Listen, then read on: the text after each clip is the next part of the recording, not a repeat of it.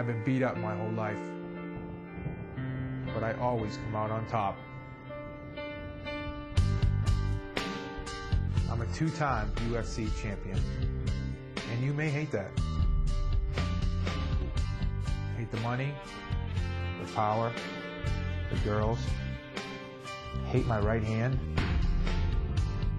You know what I hate? I hate to lose. Here at the Beastman, tell us what happened today. You were fighting very well, and then you got hit towards the end of the fight with some uppercuts. Well, basically, trying to, you defend one weapon, and you get caught with another weapon, and you see everybody was on their own like it was on an ice rink, and I wasn't able to execute my takedowns. It's real slippery and stuff like that, but everybody had to deal with that, and when you worry about having your fighting, your footing, it makes it a little bit difficult to execute. For me, I'm like a really quick twitch, explosive type person, and you most definitely need your footing to be able to go get, but the bottom line is everybody had to deal with that. He had to deal with that too.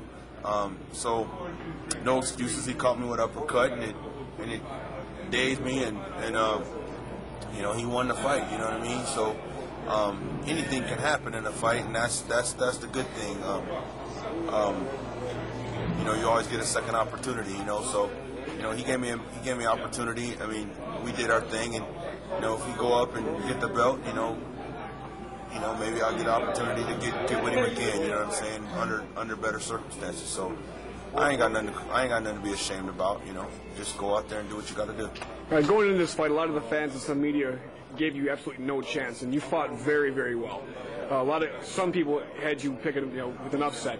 Going into this fight, did you know that you were a huge underdog, and did it bother you at all? No, because the people and the critics can't fight for you. I already knew I was going to be the underdog, and the bottom line is every time I've been in the UFC, I've never been given no gifts. It's always been top notch. Vitor, Luder, obviously fighting tonight, and Quentin. He top of the food chain too. Like I said, I knew what I was up against, but I don't worry about that. You still had to fight. He had to worry about fighting me too, and trying to be impressive and stuff like that. Obviously he's known for his big slams, but he wasn't able to do that to me, and I probably was worried a little bit more about him defending the takedown, him trying to high cross me and pick me up, and end up getting caught with an uppercut. An uppercut caught me before I should have knew better and caught me. You know what I mean? And that's the game. Like I said, I don't have no. I don't make no excuses about it. That's the fight game. Couture's been caught, Tito's been caught, all these guys been caught, and like I said, the heart of a champion is what you do when you lose. You're gonna stay on the ground, or you're gonna get up, pick yourself up, and come back. So they'll probably throw some other hard fighter at me again, and I have to go deal with that again. But that's the business. I'm not no punk. I'm a soldier. You know what I mean? And I'm gonna do what I gotta do. And how different was Rampage this time from the first time? Just a lot more composed. He got more fights now. When we fought in King of the Cage, and we fought on a vinyl surface, and it made you fight. So that means he's got almost 30 fights. And I got like 21 fights, and like I said, he's been in there with some of the top fighters in the world. So, stand up. I'm still confident in that. Like I said, I just